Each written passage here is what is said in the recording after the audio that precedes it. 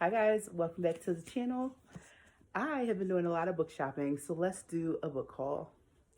First is the Urban Girl Book Club's book of the month, and it is The Thursday Murder Club by Richard Osman.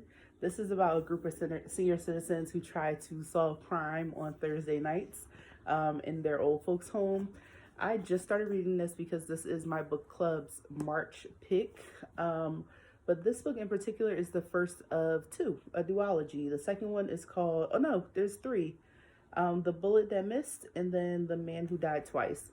So I'm really excited about this because I've heard nothing but good things about this book. I heard it's one of those books that make you laugh out loud. And a book that recently made me laugh out loud was Finley Donovan's Killing It. And I feel like I want to read this next to keep me in that like fun spirit. So I heard great things about it. They have really, really short chapters in this book. There's 115 chapters in this book, and each chapter is like 2 or 3 pages, which I love. But as you can see, the writing is literally minuscule. So I do think that this is a book that I would rather have read on my Kindle, just because I feel like it'll go a little bit faster. But I'm about 10 chapters in, and I think that it's really funny so far. This one I got off of Amazon.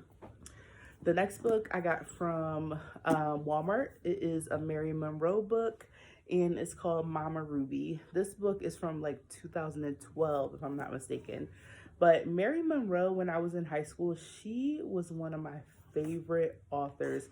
She wrote God Don't Like Ugly, God Still Don't Like Ugly. She wrote a bunch of books. This one is from 2011. But she has a bunch of books, and I had no idea that she was still writing. Like I said, when I first met Mary Monroe, I met her in high school, and I loved all of her books that she had out, but I didn't know she was still writing. Like, Mary Monroe is a senior.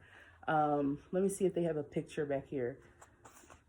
But yeah, God Don't Like Ugly and God Still Don't Like Ugly, literally 2 of my favorite books from back then. So this is Mary Monroe. This is Mama Ruby. I feel like the stories are always about like family triumph and really like families coming together to solve an issue, families trying to get past generational curses and things like that. So if you're into like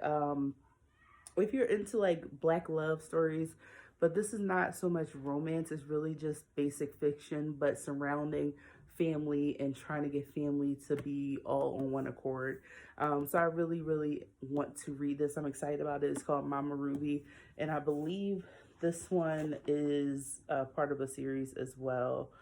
But I'm not 100% sure. But yeah, Mary Monroe, very prolific author, definitely takes me back to my high school days because she writes really, really great books for like, Black families.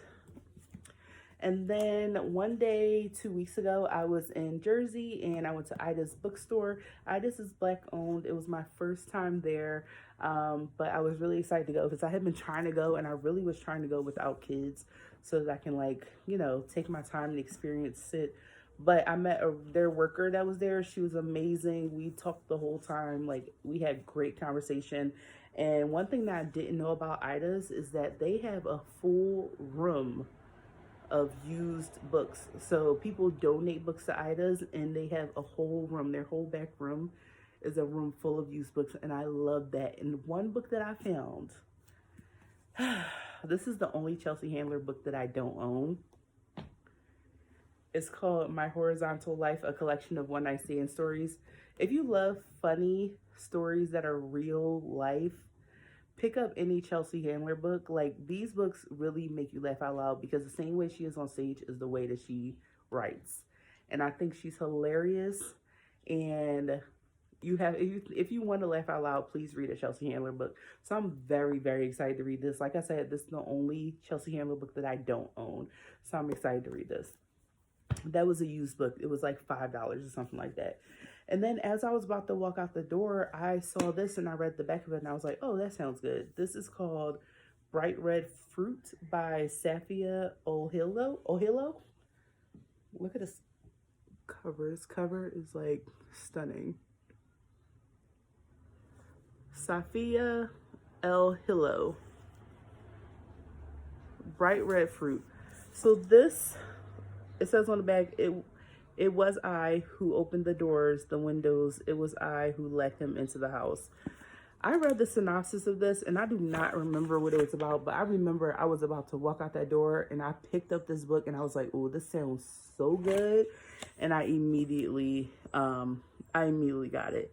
So let me read the synopsis for you guys so I can like jog my own memory.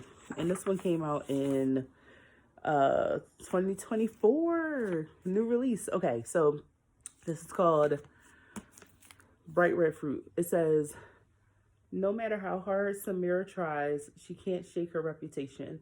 She's never gotten the benefit of the doubt, not from her mother or the aunties who watch her like a hawk.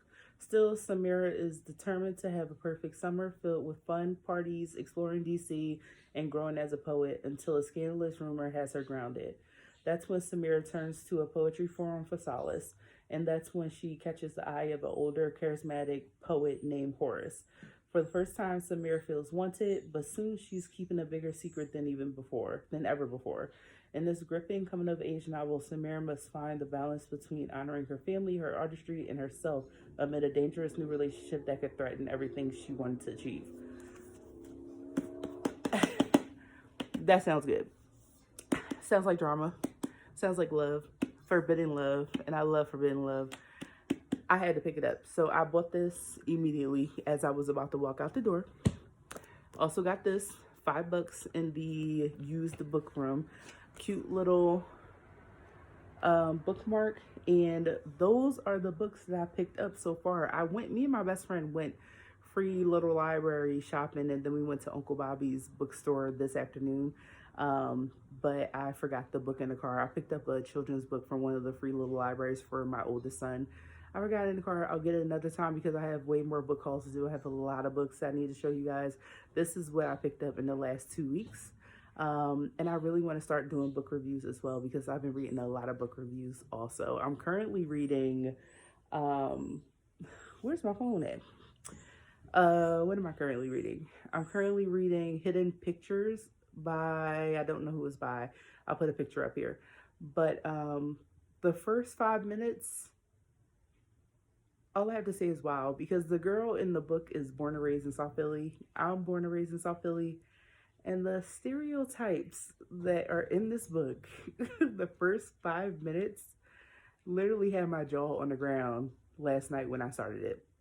I was like, I didn't know that's what it was like being born and raised in South Philly. I'm just saying, that ain't what I experienced. But yeah, that's a whole nother video. But the book is good. The book is very good. But those like South Philly anecdotes that are in there are like completely ridiculous. So I'm excited to get to the end of that because I heard it's a big twist and you'll never guess it. And that's the kind of books that I like, where it's like thrillers or like suspense, but you don't guess the ending, because I feel like I've read so much of those books, I've watched so many scary movies that I always guess the ending. So I feel like anything where it keeps me like guessing is always a good thing. So yeah, I hope you guys enjoyed this video. I will have more book reviews coming up, and have a good day, guys. Bye.